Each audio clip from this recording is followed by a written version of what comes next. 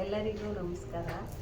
ಈ ದಿನ ನಾನು ನಿಮಗೆಲ್ಲರಿಗೂ ಒಂದು ವಿಷಯ ಏನಪ್ಪ ಹೇಳೋದು ಅಂದರೆ, ನಾವು ಹಸುಗೆ ಹಾಕಿರ್ತಕ್ಕಂಥ ಜೋಳದ ಮೇವಲ್ಲಿ ಅಲ್ಲಿ ಇಲ್ಲಿ ಒಂದೊಂದು ಜೋಳ ಈ ರೀತಿ ತೆನೆ ಬಿಟ್ಟಿರುತ್ತೆ. ಅದನ್ನು ನಾವು ಮತ್ತೆ ಬಿಡಿಸಿ ಮತ್ತು ಮನೆಗೆ ಬಳಸ್ಕೋಬೋದು. ಯಾವ ರೀತಿ ಇದರಲ್ಲಿ ರೊಟ್ಟಿ ಮಾಡ್ಬೋದು, ಮತ್ತು ಇದರಲ್ಲಿ ಮುದ್ದೆ ಮಾಡ್ಬೋದು. ಹಿಂದಿನ ಒಂದು ನಾವು ಚಿಕ್ಕ ಮಕ್ಕಳಲ್ಲಿ ಇದನ್ನು ನಾವು ಈ ಮಿಷನ್ಗಳು ಬಂದಿರಲಿಲ್ಲ ಆವಾಗ. ಅಂದರೆ ಈ ಜೋಳನ ಈ ರೀತಿ ಮಿಷಿನ್ಗೆ ಹಾಕಿದ್ರೆ ಈಗ ಚೆನ್ನಾಗಿ ಬಿಡಿಸುತ್ತೆ. ಆದರೆ ನಾವು ಈ ರೀತಿ ಹೊಡಿತಾ ಇದ್ವಿ. ಸುಮಾರು ಮೂಟೆ ಹೊಡಿತಾ ಇದ್ವಿ. ಬೆಳಗ್ಗೆ ಸಾಯಂಕಾಲ ನಾವು ಸ್ಕೂಲ್ಗೆ ಹೋಗಿ ಬಂದಮೇಲೆ ನಮ್ಮ ಮನೆಗಳಲ್ಲಿ ನಮ್ಮಮ್ಮ, ದೊಡ್ಡಮ್ಮ, ನಮ್ಮ ಅಜ್ಜಿ ಅವರೆಲ್ಲನೂ ನಮಗೆ ಕತೆ ಹೇಳ್ತಾಯಿದ್ರು. ಕತೆ ಹೇಳಿದ ತಕ್ಷಣ ನಾವು ಈ ಒಂದು ಕೆಲಸನ ಮಾಡ್ತಾಯಿದ್ವಿ. ಈಗಲಿಗೂ ಆಗಲಿಗೂ ತುಂಬ ವ್ಯತ್ಯಾಸ ಇದೆ. ಈಗೆಲ್ಲನೂ ವೈಜ್ಞಾನಿಕವಾಗಿ ಮಿಷನರಿಗಳೆಲ್ಲ ಬಂದು ಈಗ ಬೆಳೆದಿದ್ದ ತಕ್ಷಣ ಜೋಳದ ತಿನ್ನನ ಅದರೊಳಗಡೆ ಹಾಕಿದ ತಕ್ಷಣ ಅದು ಜೋಳ ಬಿಡಿಸಿ ಬೆಂಡು ಒಂದು ಕಡೆ, ಜೋಳ ಒಂದು ಕಡೆ ಸಪ್ರೇಟ್ ಮಾಡಿ ಹಾಕುತ್ತೆ.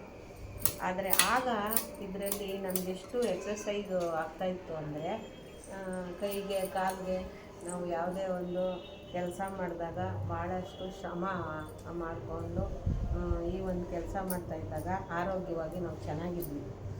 ಈಗ ನಾವು ಒಂದು ಸ್ವಲ್ಪ ನೋಡಿ, ನಾನು ಒಂದು 2 ದಿವಸದಿಂದ ಹೊಡಿತಾ ಇದ್ದೀನಿ. ಹೊಡೆದಿದ ತಕ್ಷಣ ಇದೆಲ್ಲ ನೋವು ಬರುತ್ತೆ, ಇದೆಲ್ಲ ಈ ಥರ ನೋವಾಗ್ತಾ ಇರುತ್ತೆ. ಮೊದಲ ಥರ ಇರಲಿಲ್ಲ. ಯಾಕೆ ಅಂದರೆ ನಮಗೆಲ್ಲನೀಗ ದೈಹಿಕ ಶ್ರಮ ಕಡಿಮೆ ಇದೆ, ಮಾನಸಿಕವಾಗಿ ಒತ್ತಡ ನಾವೆಲ್ಲನೂ ಮಹಿಳೆಯರು ಗೃಹದಲ್ಲಿ ಏನೇನು ಕೆಲಸ ಕರ್ತವ್ಯ ಮಾಡ್ತಾಯಿರ್ತೀರಿ. ಆಚೆ ಹೋಗಿದ್ದು ಬೇರೆ ಕೆಲಸ ಅಂದರೆ ನಾನು ಟೀಚರಾಗಿ ಕೆಲಸ ಮಾಡ್ತಾಯಿದ್ದೀನಿ. ಆದರೂ ಅಡುಗೆನ ಕೆಲಸ, ಆಚೆ ಕೆಲಸ, ಒತ್ತಡ ಜಾಸ್ತಿಯಾಗಿದೆ. ದೈಹಿಕ ಶ್ರಮ ಕಡಿಮೆ, ಮಾನಸಿಕ ಒತ್ತಡ ಜಾಸ್ತಿಯಾಗಿ ಹೆಚ್ಚು BP ಶುಗರು ಬರೋದಕ್ಕೆ ಕಾರಣ ಆಗುತ್ತೆ. ಆದರೆ ನಾವು ಒಂದು ಸ್ವಲ್ಪ ವ್ಯವಸಾಯವನ್ನು ಸಹ ಬಳಸ್ಕೊಂಡು ಆರೋಗ್ಯಕರ ಜೀವನ ಮಾಡಬೇಕು ಅಂದರೆ ಸ್ವಲ್ಪ ದೈಹಿಕ ಶ್ರಮ ಪಡಬೇಕು ಅಂತ ನನಗನ್ಸಿದ್ದನ್ನು ನಾನು ಹೇಳಿದ್ದೀನಿ.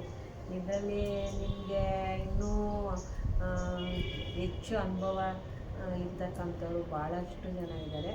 ನನ್ನ ವಯಸ್ಸಿಗೆ ಇದು ಒಂದು ರೀತಿ ಹೊಸ ಅನುಭವ. ಈಗಿನ ಒಂದು ಇದರಲ್ಲಿ ವ್ಯವಸಾಯದಲ್ಲಿ ಹಿಂದೆಗೂ ಈಗಿಗೂ ನಾವು ಹೋಲಿಕೆ ಮಾಡಿದಾಗ ನಮಗೆ ಆರೋಗ್ಯ ಕಡಿಮೆ ಆಗಿದೆ ಅಂತ ನನ್ನ ಭಾವನೆ. ಇದನ್ನು ಹೇಳೋದಕ್ಕೆ ಗೊತ್ತಾಗಲ್ಲ, ನೋಡಬೇಕು ಅಂತ. ಮತ್ತು ಮನೆಯಲ್ಲಿ ಏನಾದರೂ ನೀವು ಸಹ ಈ ಥರ ಜೋಳ ಇದ್ದರೆ ಬಳಸ್ಕೊಂಡು ಆಹಾರಕ್ಕೆ ಉಪಯೋಗಿಸ್ಕೊಂಡ್ರೆ ಭಾಳ ಒಳ್ಳೆಯದು, ಪ್ರೋಟೀನ್ ಇದು ಅಂತ ಹೇಳೋದಕ್ಕೆ ಇಷ್ಟಪಡ್ತೀನಿ. Thank you so much. ಎಲ್ಲರಿಗೂ ಮತ್ತೊಮ್ಮೆ ಧನ್ಯವಾದಗಳು.